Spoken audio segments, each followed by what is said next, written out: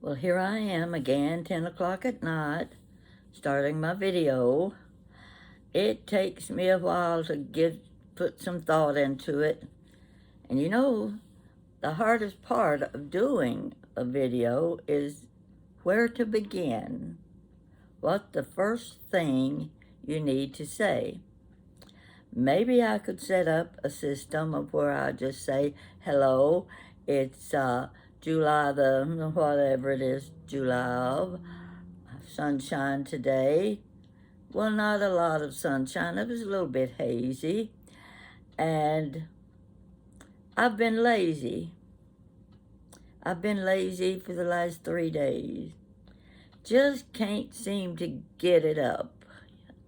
What to do. I know what I need to do, and my daughter Jan would be the very first to jump in and say, Mom, this is what you need to do. But I don't consult her. I'd rather not consult her. So, because she's usually right.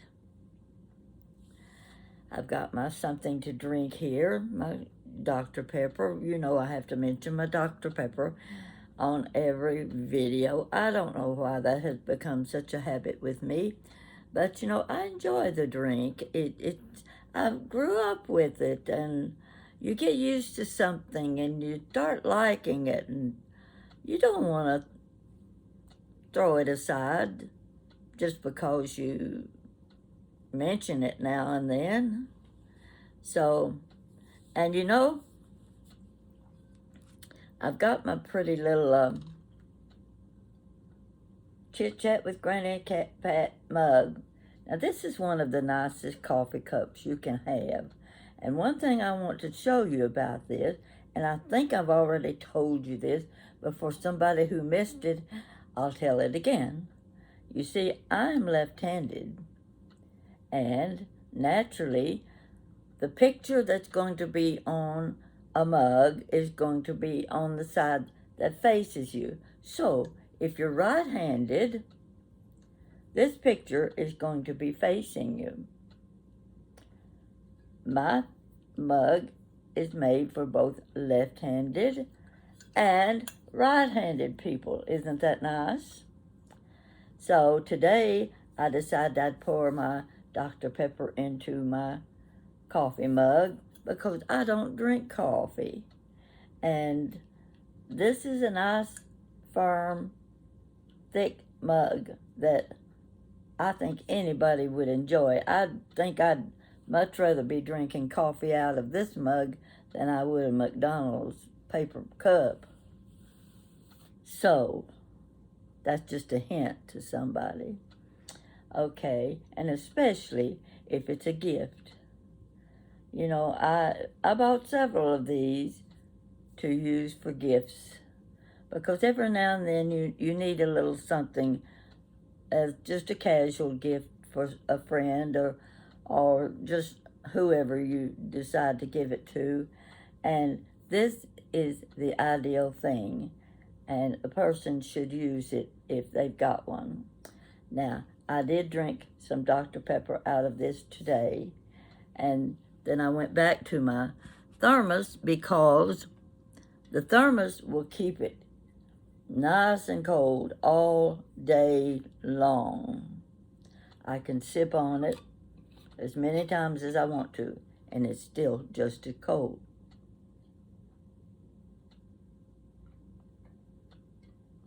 And it is very good. It hasn't hurt me all these years. It didn't hurt my mother. So all I can do is recommend it for a good cold drink in the afternoon, especially if you're outside somewhere where it's in the 90-degree weather.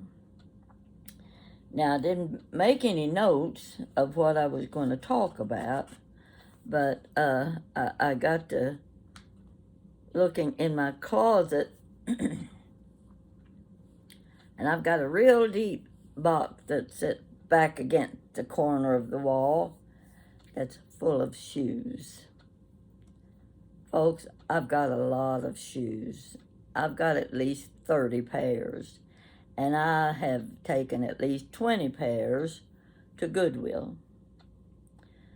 Well, one of the reasons I have so many shoes is because a former son-in-law had a shoe repair shop, and he would get overstocked shoes from stores like Bloomingdale's and Saks Fifth Avenue and Cole Haan. Cole Haan, I will vow and declare, Cole Haan, the best shoe you can wear. It fit my foot perfectly, and I've still got some of my Cole Haan shoes. I can't give them up for that reason. They're very comfortable shoes. So I don't have foot problem when it comes to wearing shoes. Never have had. But now that I'm older, I have to be more careful, and I need more comfort in my shoes than I do in looks. There was a time I bought the shoes for the looks, but that didn't mean I had to worry about how the shoes felt, because I didn't have problems with my feet. But at my age now, I have to think about those things. And so I was in the closet looking, and I pulled out a pair of shoes I'd forgotten all about having. Now, these are definitely walking shoes. I remember when I was first married and had my children, I remember my older sisters, when they bought their children's shoes, they bought Buster Brown, because at that time, Buster Brown was the best child's shoe you could buy. And they were very concerned about their children wearing good shoes. So when I married and had my children, I followed suit with their ideas about my small children wearing the best shoes you could buy. Now, I'm not saying I could afford the most expensive shoes, but I did take my children to the shoe shop. I had them well fitted with comfortable, good shoes so that they would not have problems years on down the line. So that has always been important to me. Make sure the shoes are comfortable and fit your feet well.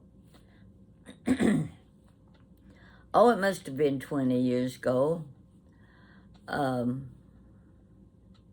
was visiting my friend we were up in northern Michigan at Harbor Springs. I've told you about Harbor Springs. It's one of the prettiest places you can visit if you're going on vacation. Now, I don't recommend it in the middle of January because I am so cold-natured. I was there once in the middle of winter, and I couldn't get warm enough. We had to go out and buy me 2 or 3 pairs of sweatpants and shirts because I couldn't get warm enough. I said, not coming to Harbor Springs in the middle of winter anymore. So from then on, I went to Harbor Springs in the summertime. We were going from, I think it Bay West or West Bay. I don't remember how it's pronounced. So you drive out of Harbor Springs, and you follow the highway. The highway follows the bay. You can look to your right and see the bay all the way to West Bay. Then you go to Petoskey. Then you go to, there was another little village. And then you go to Charlevoix. Now, how I can remember a name like Charlevoix, I don't know. It just stuck with me. I, at the time, was having problems with my feet. You're familiar with plantar fasciitis. Oh, yes. I've been having problems with plantar fasciitis for several years. I had that problem in Tennessee, and I brought it with me to Kentucky. And it would come and go, come and go. Anybody that's had plantar fasciitis knows what I'm just talking about. I don't have to go into detail about the painful things you go through, how hard it is to walk. So, let's see, how was it? I was in Harbor Springs with my friends. It just happened to be the 4th of July. We had gone from town to town to town shopping in those beautiful little shopping centers. And we got to Charlevoix, and my heels were killing me. Oh my gosh, I just couldn't walk. We've got to go in the shoe store. We went in the shoe store. I bought a new pair of shoes. Had to have a new pair of shoes. Couldn't walk anymore. I just overdone it. So I got my good walking shoes, and we kept shopping, and we go back to Harbor Springs. Now, it being the 4th of July, they were celebrating.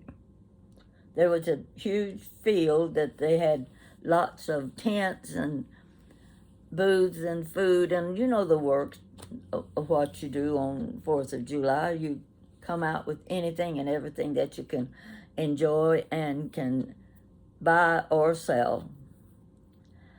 I'm walking along, just enjoying one booth after another, and a lady walks up to me and on the shoulder, and I don't know who she is, and she hands me a card, and she said, "I want to give you this." What is it? It's she said, "I see you're wearing Merrill shoes." She was a representative of the Merrill Shoe Company. Merrill shoes were very popular at that time, and they were very good walking shoes. And I had just bought them that morning. But she spotted me in my Merrill shoes, and she gave me this card. I can't remember it. It's hard to remember every little thing. But she said, "Use this information, and you can," I think I could get a free t-shirt, I could get a free bill cap, and I don't remember what else, just whatever I wanted to order, I could get them free. And I did. After I got back home. I thought, well, if that wasn't the strangest thing, and I thought, isn't that something? I had just bought the shoes that morning, and this lady representing Merrill Shoes handed me the certificate that afternoon for free merchandise. Now, I'd forgotten all about that, but still had the shoes. When I looked in the closet the other day, I said, "Oh, I forgot all about these shoes." Well, they're not pretty shoes, I'll tell you that. I haven't seen any walking shoes I call pretty, but if they serve the purpose, it doesn't matter what they look like. So I just happened to remember that, and I thought I need to get my Merrill shoes out, and I need to try them again and see how they work, because, for one thing, I quit having problems with plantar fasciitis. And from what I've been reading lately on Facebook, it's not a problem with the feet. The problem is with the legs, from what I read. And I'm taking their word for it. So, this idea of when a doctor sends you to the highest priced shoe store in town, and the one I went to was, they specialized in shoes for problem feet. Now, I wasn't in the habit of paying $200 and $300 for a pair of shoes that were ugly, and I wasn't going to. but I did buy the best that I could afford. So, from reading the article that this person wrote about the problem being with your calves of your legs and up, I don't know, your ankle, calves of your legs, whatever, that it had, that the pain was not caused by your feet, it was caused by your legs. So what difference did it make what kind of shoes you were wearing? I haven't had to buy special shoes in a long time. But I think I ought to hold on to those Merrill shoes.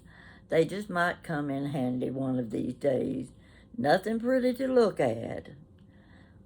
But when have you seen a pair that were pretty to look at? Not many of them. They may be colorful and unusual, but pretty, that's not how I would describe them. So, let's see, I know there was something else I was going to talk about. Oh, speaking of shoes, I have a cousin who is 101 years old. That's how old my mother was when she died. This cousin was her nephew. I remember seeing him at all of the family reunions. He was always there. And the thing about him was, he was fairly quiet, very talkative, but low-key person to talk to, and very interesting. And the funny thing about him was, and I wasn't aware of this until we started talking, and he knew I was writing my family history books. He said he was getting ready to write his own book. He worked for J.C. Penney 40 years in the shoe department. Think about that. 40 years in the shoe department. I'd have been crazy. But you remember how they used to set you in a chair and put your foot up on a little stool, a little slanted stool, and they would bring the shoes out, put the shoes on you, make sure they fit just right, and you had to try them out. You weren't on your own. You didn't go find the shoes. They brought the shoes to you. They put the shoes on your feet. They checked them out, tested how they fit your foot, how they felt, the works, to make sure that you were buying good, comfortable shoes. That's what he did for 40 years. And I remember the last, I believe it was the last family reunion that I went to, and he was there. Well, that's when he was telling me about writing his book. But have you ever met anyone that when they talked, they whistled through their teeth? You got this little whistle about every third or fourth word. That can get to you after a while. But that's the way he talked, and he whistled and he whistled and he whistled. Why I remember that, I don't know, but just one of the characteristics of a person that causes you to remember them. Very nice man, very nice man. My aunt had, I think she had 5 boys and 1 girl. And his name was Homer. And very, very nice person. His wife died, I don't know, quite a few years ago. So he questioned a cousin, his daughter. And the strange thing about that is, now I've got to tell you this, my sister and Jan and I, and we were in the area of Ewing, Virginia. We were at the Jones Cemetery looking for my ancestors, my grandparents, my great-grandparents, cousins, uncles, aunts, whoever, were in the Jones Cemetery. And a lot of those tombstones are very old and very hard to read. Well, while we were there looking at the stones, another car pulls up. There's nobody else in the little cemetery but us. And there were 3 or 4 of them in the car, and they came in. They went one direction, we went in another. And while I'm looking, 2 of the ladies were coming my direction. And I was going to be a little bit nosy, you know. I mean, they're in what you might call almost a family cemetery, so who are they looking for? Might they be related to me? Who knows? So I mentioned to them, I said, what name are you looking for? And she told me, and then she said, what are you looking for? And I said, Rowlett. She said, I'm a Rowlett. What?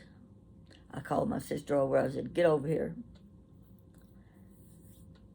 By chance, she was the daughter of Homer, the cousin I've just been talking about, the cousin that was going to write his book of his life history, working for J.C. Penney. It's such a freak thing when something like that happens, and sometimes it happens only because you're nosy enough to want to know, who is this person? Why do I want to talk to them? And you discover it's your second cousin. So we have been in contact with each other on Facebook, and I got to thinking about Homer. I knew he was in a nursing home there in the Ewing, Virginia area. So I thought, well, he's getting up in years by now. So I sent her a message, and I said, is Homer still living? And she said, yes. He's 101 years old. Now, isn't it interesting the situations you can get into unexpectedly, no thought whatsoever of having a connection to the person you speak to, but you have the nerve to speak to them and tell them who you are, and you discover how closely related you are. So we've been in touch with each other since then, and it's such a good feeling to come across a relative that you never knew before. And the conversation can get interesting too, because the things you can tell each other, the things I know and the things she knows. Now, I have my cousin's book. I was looking for it a minute ago. Here I go again, putting something somewhere. It's around here somewhere. I've stuck it under something or between something, because I've got books lying around everywhere. And I was wanting to get the book out so I could show it to you. I don't think the book has been published. It has been printed. I have no idea how many copies. But when I requested a copy, of his book. My cousin sent it to me. And it is a very interesting book. It took place in Middlesboro, Kentucky. That's where he was born and raised. And it has amazing facts in his stories. He goes back to when he was 5 years old. He tells about life in that small mountain town when he was 5 years old. And the things he could remember, it's amazing. He's got it in writing now. I could easily say, yes, it's the makings of a book, because nearly everybody was poor back then. They barely got by. It was hard to find jobs. And you see these little, there were 5 brothers, and I don't know where he fell in line. He may have been one of the younger ones. But to think he can remember so many things that happened in his childhood. He can describe the things about the neighbors, the places where they worked. He can tell you about his teachers, his first grade teachers, and the friend that he had when he was 5 and 6 years old. I need to get the book out. I need to read it again, because it definitely is one of those old-time stories. You figure stories dating back 95 years, he can remember that far back. That tells you a little something about his heritage. They had good memories. My mother, 101 years old, she could tell you the history all the way back to when she was about that old. She hadn't forgotten anything. And I'm hoping I'm the same way. I'm now 89 years old, and my sisters think I have a terrific memory. They don't understand how I can remember something that happened when I was 6 years old. A lot of people can remember when they were 6 years old, but there wasn't a whole lot to remember. We didn't travel. We didn't do too much visiting with relatives because, for one thing, you couldn't afford the gas expense, and not everybody had cars, but my dad always had a car, and we visited the aunts and uncles in Middlesboro year after year after year. That's where Homer grew up. I would love to visit him, and I asked my cousin, is his mind still good? And she said yes. Now that's saying something. It really is to me, to know that you come from a family that's had pretty good health. I'd call it pretty good health. The COVID didn't take over in any of our families. I forget what an old neighbor used to say, what is considered dementia and Alzheimer's now. What was it she said? Oh, it was hardening of the arteries. That's what they always said. And this neighbor, she got the hardening of the arteries, and she had that quaint way of calling it the hardened arteries. She's the one that went to, where was it, in Ohio, to visit her Brother Charlie. Um, Shoot, it's in my book. I have to see. It leads me now and then, but it's such a funny, funny story.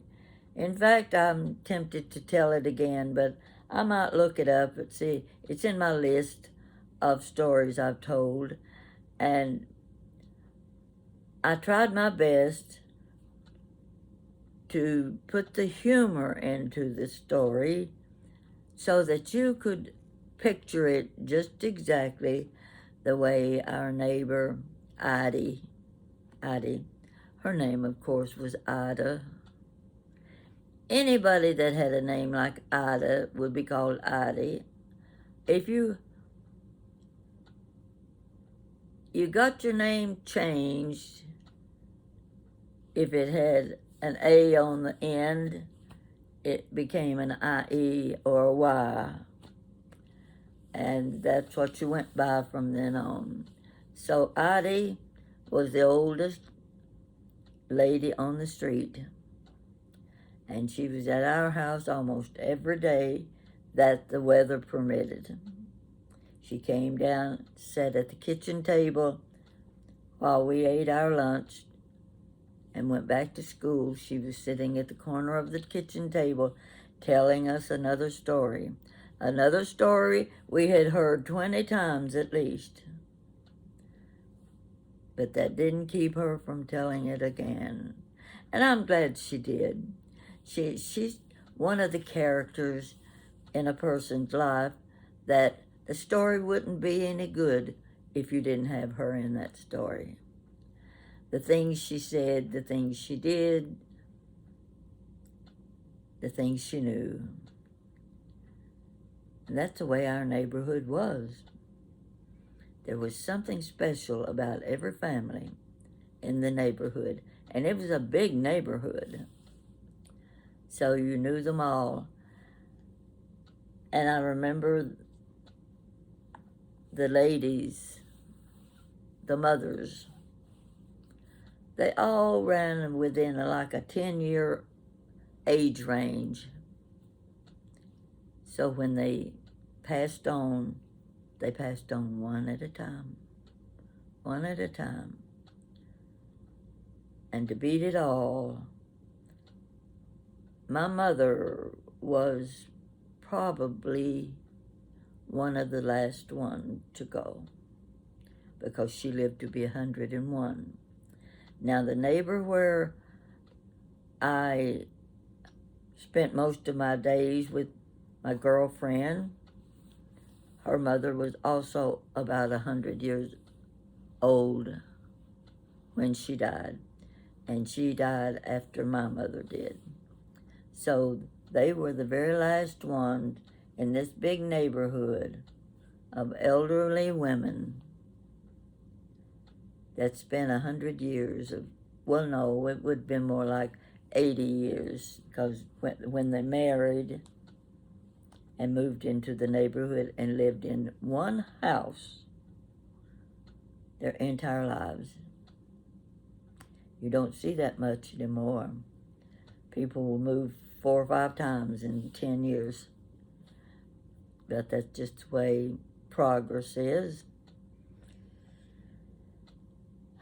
I'd just like to have that little cottage, little Victorian cottage. I'm still waiting for that. I won't say millionaire because $1 million won't buy anything anymore. I need a billionaire to buy me that little cottage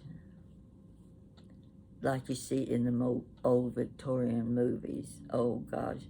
Oh, what is the movie? Harvest Home with Greer Garson. Oh, one of the most wonderful movies I've ever seen. Anyway, I want a cottage just like the one she lived in. Any takers on that? I'm sure you're enjoying. I'm begging, in other words, saying, let me have my little cottage down in the valley, where the green grass grows. Remember that little chant that you used when you were jumping rope? Down in the valley where the green grass grows, there stand Pat, sweet as a rose, sweet as a rose.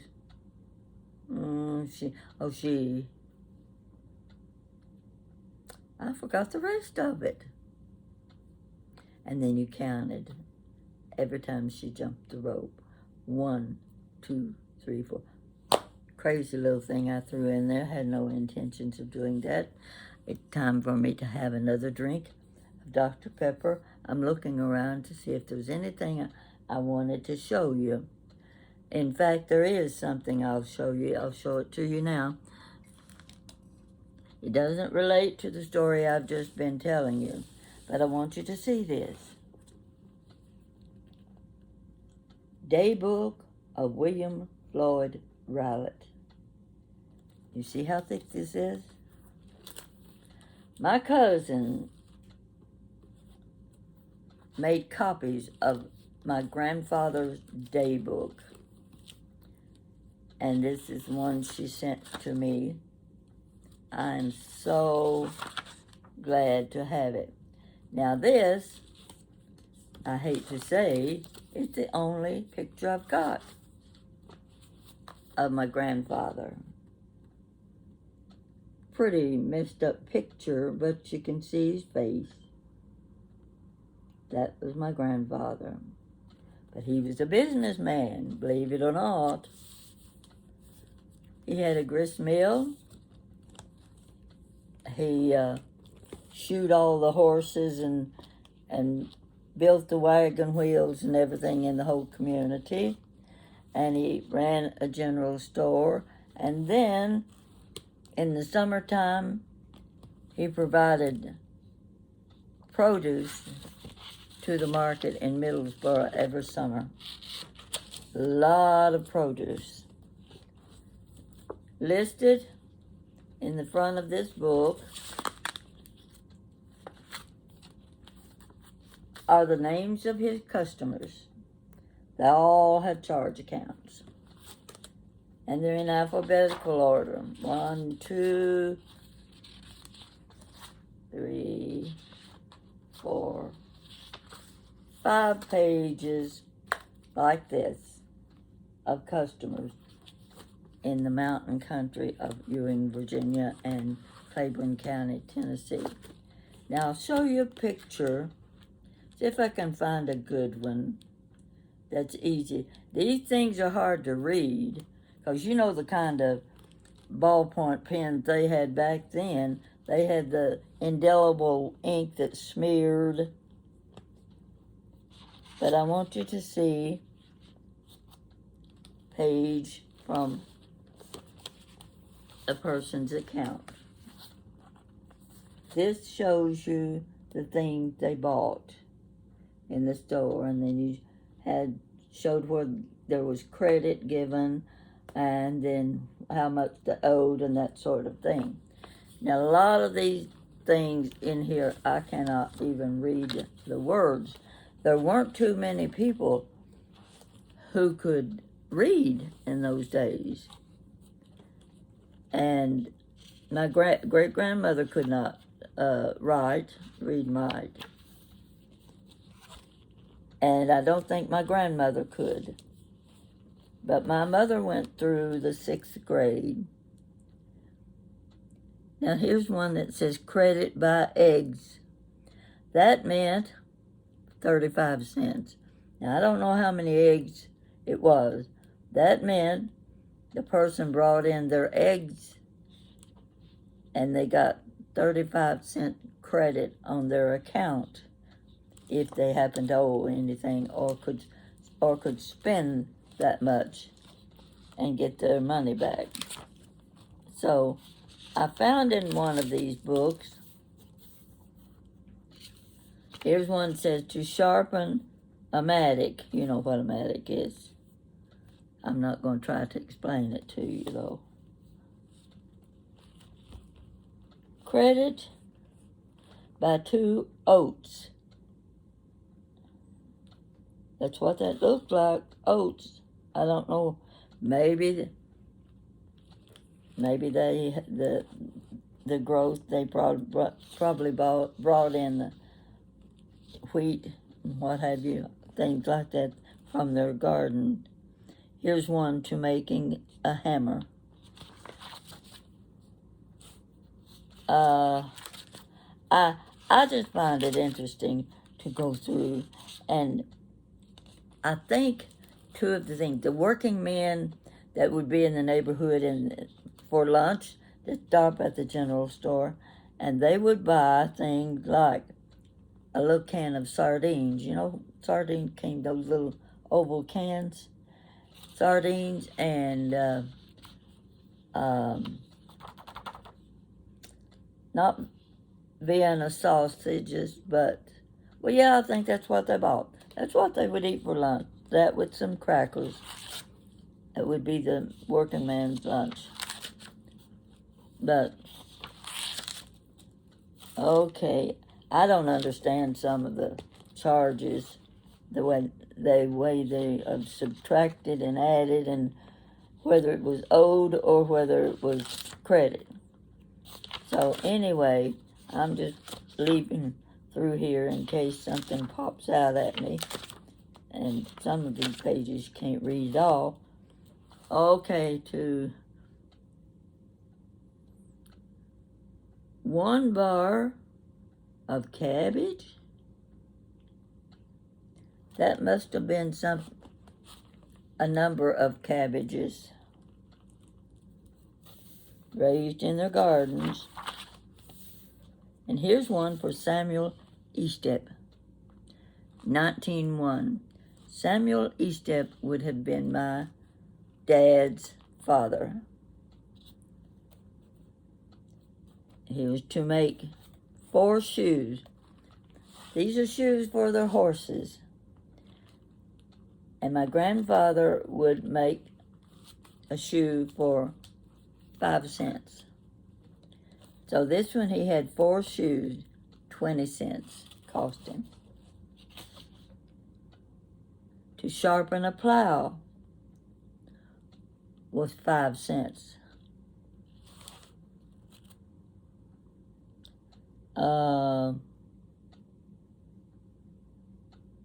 Different. I can't read some of the words. If I looked at them long enough, I could figure it out. But anyway, it can be interesting if you are interested in the old ways of farming, what the cost of foods, what the main products were that they grew in their gardens and would sell. You just don't think of something costing a nickel. And you think about shoeing a horse. Have you ever seen anybody shoe a horse? I watched a man in Michigan once at a festival or something, and he was shoeing the horse, and I couldn't get over. And you know they would work on the bottom of the horse's foot, and I can't think of the thing that you shave with to clean off so they could put a new shoe on the horse. I thought, God, that's got to hurt. But obviously, it's like your toenails and your fingernails. They don't hurt when you cut them off. So that's kind of, I like this. You see this with these big X's? See the big X? Well, look over here on the side. That says paid. In other words, the whole page got marked off because the man or the customer paid their bill. Yeah. So I'm glad my cousin thought of me, and she wanted me to have a copy of my grandfather's daybook. I would never have thought it would be called that, but maybe that's what they were all called. I think I got hair in my mouth. Took care of that. Tobacco. You had a lot of charges for tobacco. Tobacco was 10 cents. It's probably a plug of tobacco, you know, where the, see that? You know the reason I know that? My dad chewed day's work tobacco. Lordy, how I hated that stuff. But I reckon he started out young, chewing day's work tobacco. I'm glad it's not popular today. I'd hate to see all that spitting on the sidewalk. Because you know that's how they did. They chewed it and then...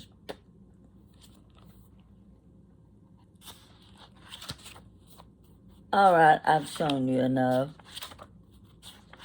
I'm just flipping page by page, thinking something's going to pop out at me and say, oh, you got to show them this. But I can't read half of it. But I know they did bring in a lot of their garden products. Oh, you take the apples, tomatoes, all your garden produce, they would bring to the store, and especially things like eggs. My grandfather would buy all that or trade off for merchandise in his store.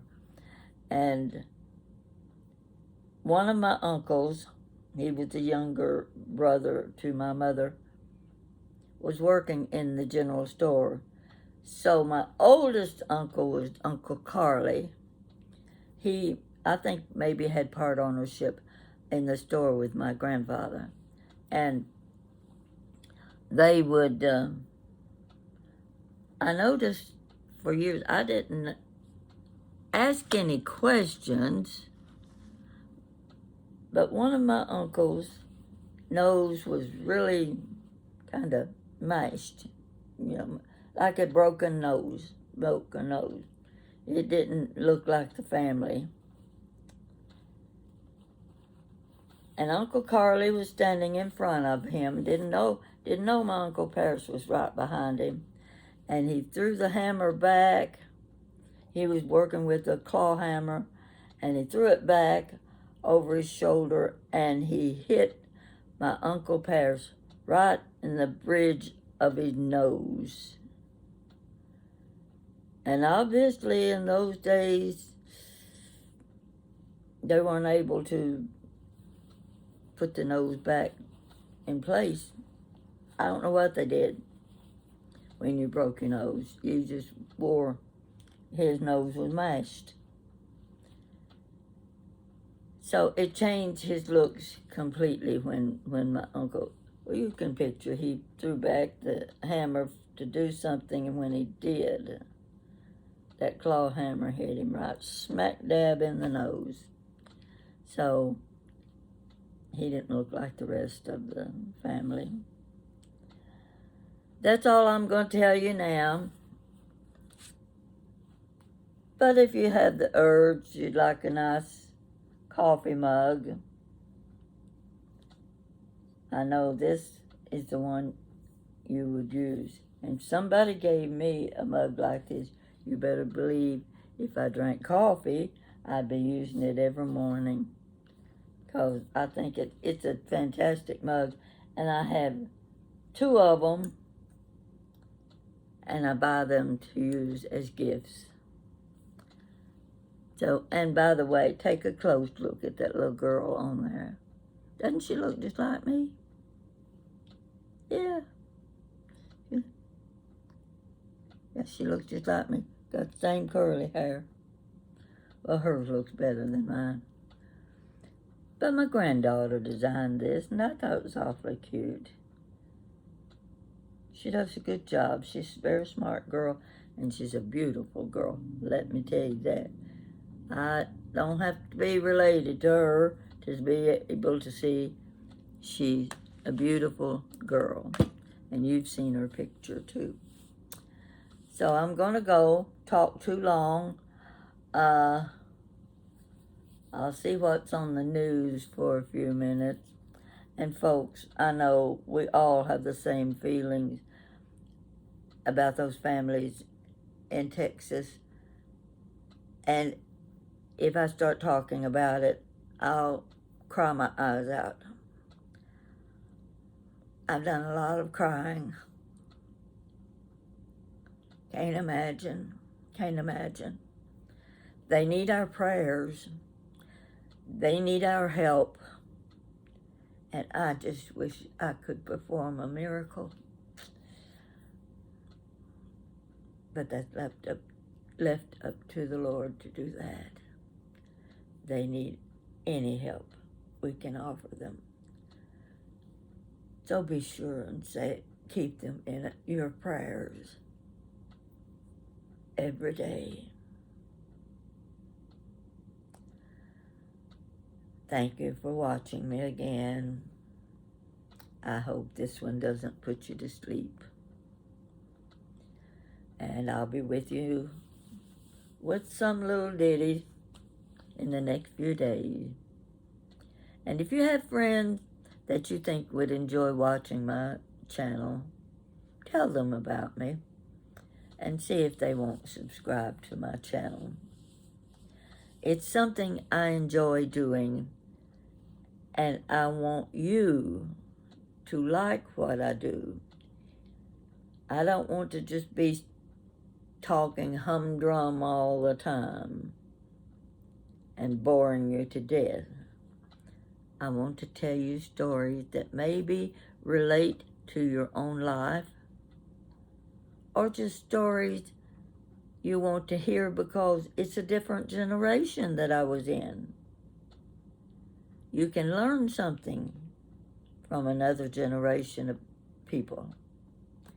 And I'm one of the old generation now.